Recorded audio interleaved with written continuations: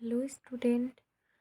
आज हम स्टडी करेंगे पोस्टपार्टम हेमरेज के बारे में, जिसको हम पीपीएच बोलते हैं। इससे पहले वाली वीडियो में हमने डिस्कस किया था अब्रूप्शो प्लेसेंटा के बारे में। तो पोस्टपार्टम हेमरेज के बारे में पढ़ने से पहले इसके मीनिंग को समझते हैं अपन। पोस्ट का मतलब होता है आप, बिफोर या आफ्टर। आफ्टर, ठीक है। पोस्ट मतलब बाद में। पार्टम का मतलब क्या है? पार्टम का मतलब है डिलीवरी, ठीक है। एंड हेमरेज का मतलब हमें पता है ब्लीडिंग होता है। तो वो ब्लीडिंग, कौन सी ब्लीडिंग? जो डिलीवरी के बाद में हो, ठीक है। अब डिलीवरी के बाद में कब तक हो, कैसे हो, वो अपन पढ़ते हैं। हमने जब पढ़ा था एंटीपार्टम हेमरेज के बारे में, तो हमने पढ़ा था कि जो डिलीवरी का कॉम्प्लिकेशन है वो एंटीपार्टम हेमरेज होता है। उसी टाइम पे हमने पढ़ा था कि जो थर्ड स्टेज की लेबर की जो थर्ड स्टेज है उसका कॉम्प्लिकेशन होता है पोस्टपार्टम हेमरेज, ठीक है। अब हम पढ़ते हैं definition. Any amount of bleeding from or into the genital tract after explosion of fetus up to end of puerperium up to 24 days or 6 weeks as evidenced by increased pulse rate and decrease BP। एक एक तोड़ के बताती हूँ। Any amount of bleeding, कि कोई amount नहीं है जिसकी कोई फिक्स नहीं है, कितनी भी हो सकती है। From or into the genital track, जो कहाँ से आती है? जेनिटल ट्रैक से होती हुई बाहर आती है। कब बाहर आती है?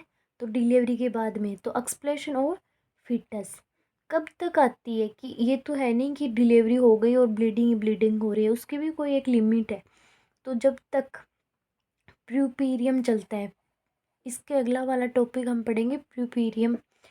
वो कब तक होता है? वो अप टू 42 डेज तक चलता है, मतलब 6 वीक तक चलता है। तो उस मतलब क्या हुआ कि एक्सप्लोजन हुआ है फिटस का, उससे लेके प्रीपीरियम के पीरियड तक जो ब्लीडिंग होती है उसको क्या बोलते हैं अपन? पोस्टपार्टम हेमरेज बोलते हैं।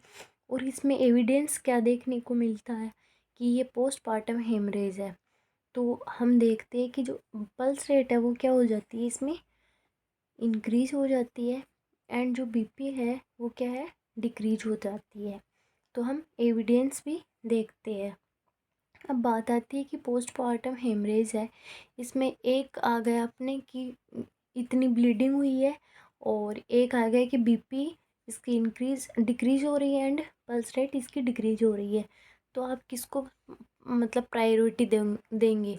तो हम हमेशा पहले एविडेंस को प्रायोरिटी देंगे, ठीक है। एविडेंस का मतलब ये किस में हो रहा है? BP and pulse rate. ये ब्लड लॉस की बजाय हम किसको, जो मदर पे इफ़ेक्टिव हो रहा है, उसको क्या करेंगे? इसको प्रायोरिटी देंगे, ठीक है।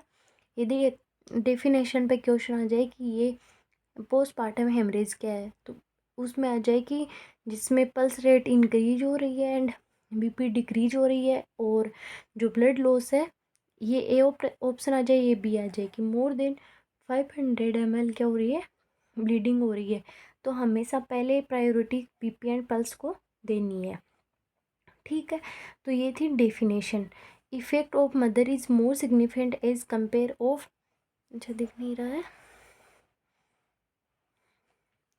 Effect of mother is more significant as compare to amount of blood loss. ये वाली बात है कि ये इफेक्ट अपन ज़्यादा देखेंगे कंपेयर टू ब्लड लॉस के, ठीक है। जिसमें क्या होती है? बीपी इंक्रीज होती है एंड पल्स रेट क्या होती है? पल्स रेट डिक्रीज होती है, ठीक है। इंसिडेंस देखे तो 4 से 6% इसका इंसिडेंस होता है पीपीएच का। टाइप ऑफ पीपीएच देखे अपन तो दो टाइप के पीपीएच होते हैं। फर्स्ट है प्राइमरी पीपीएच एंड सेकेंडरी है सेकेंडरी पीपीएच। ये कब होता है? Within 24 hour. और जो ये है, ये कब होता है? आफ्टर 24 आवर के बाद में। और लास्ट कब तक पढ़ा था अपन ने? प्यूपेरियम पीरियड तक यानी 6 वीक तक उसको बोलते हैं सेकेंडरी पीपीएच। ठीक है, इसके बाद में हम पढ़ते हैं प्राइमरी पीपीएच क्या होता है। प्राइमरी पीपीएच क्या है? विद इन 24 आवर के अंदर जो पीपीएच होता है, जो ब्लीडिंग होती है, उसको बोलते हैं। ठीक है, ये 2 टाइप का होता है प्राइमरी पीपीएच, 2 टाइप का होता है। Third stage PPH first type है इसका, एंड सेकेंड है true PPH. Third stage PPH क्या होता है? तो जब क्या हुआ है, एक्सप्रेशन ऑफ फीटस। ठीक है, फीटस के एक्सप्रेशन, ठीक है, से तो क्या हो रहा है, after expression of fetus, but before placenta expulsion, मतलब प्लेसेंटा भी अंदर ही है। ये एक्सप्लेशन किसका हुआ है? फीटस का हुआ है। उसको अपन बोलेंगे थर्ड स्टेज पीपीएच। ठीक है, ट्रू की बात करें तो जो एक्सप्लेशन ऑफ प्लेसेंटा का एक्सप्लेशन होने के बाद में से लेके 24 घंटे तक, ठीक है, उसको क्या बोलेंगे? ट्रू पीपीएच बोलेंगे। इनके बारे में आगे हम पढ़ेंगे। जो most commonly found with in, जो ये प्राइमरी पीपीएच है, ये कितनी 2 घंटे तक ओनली, हमने बात की 2 घंटे तक मोस्ट कॉमनली देखने को मिलता है।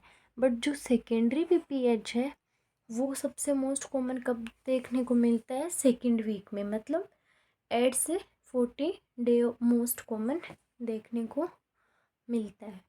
इसके बाद में अपन बात करते हैं प्राइमरी पीपीएच की। ठीक है, प्राइमरी पीपीएच में क्या होता है? एक्सेसिव ब्लीडिंग विथ इन 24, ये आपने पढ़ लिया कि 24 घंटे के अंदर जो ब्लीडिंग होती है मोस्ट कॉमनली 2 आवर में सबसे ज़्यादा रहती है। ठीक है और इसको 24 आवर के अंदर जो ब्लीडिंग होती है एंड डिलीवरी के बाद में, उस पीरियड को हम कौन सा पीरियड बोलते हैं? इमीडिएट प्यूपेरियम जो 24 घंटे तक होता है उसको इमीडिएट बोलते हैं। 24 से अगले वीक तक होता है उसको क्या बोलते हैं? उसको अलग अलग टाइप से अपन 3 टाइप का ये पढ़ेंगे, इमीडिएट, लेट एंड रिमोट। ठीक है, फिर थर्ड स्टेज की बात करें पीपीएच क्या होता है? तो एक्सेसिव ब्लीडिंग, कब ब्लीडिंग हो रही है? आफ्टर एक्सप्लेजन ऑफ फीटस का तो एक्सप्लेजन हो गया है। 2 बिफोर एक्सप्लेजन ऑफ प्लेसेंटा, बट अभी किसका एक्सप्लेजन नहीं हुआ है? ये जो प्लेसेंटा है उसका एक्सप्रेशन नहीं हुआ, उनके दोनों के बीच में जो ब्लीडिंग होती है उसको अपन बोलते हैं, इस जो टाइम ड्यूरेशन में, उसको बोलते हैं third stage PPH. True PPH की बात करें तो bleeding after expression of placenta से लेके जो अपने प्राइमरी पीपीएच का जो टाइम ड्यूरेशन 24 घंटे तक पड़ा था, तो ये 24 घंटे जो यदि मतलब प्लेसेंटा का एक्सप्रेशन हो गया और उससे लेके 24 घंटे तक जो ब्लीडिंग होती है उसको बोल देंगे हम ट्रू पीपीएच। इसके बाद में अपन बात करते हैं इसकी ईटियोलॉजी के बारे में। ईटियोलॉजी के बारे में बात करते हैं तो इसके मोस्ट कॉमन 2 ईटियोलॉजी होती है, atonic uterus and traumatic uterus. Atonic uterus most common type मतलब ईटियोलॉजी है जो 80% होता है। ठीक है, इसके बाद में अपन बात करते हैं कि जो ट्रोमेटिक यूट्रस है वो 20% होता है। ओके।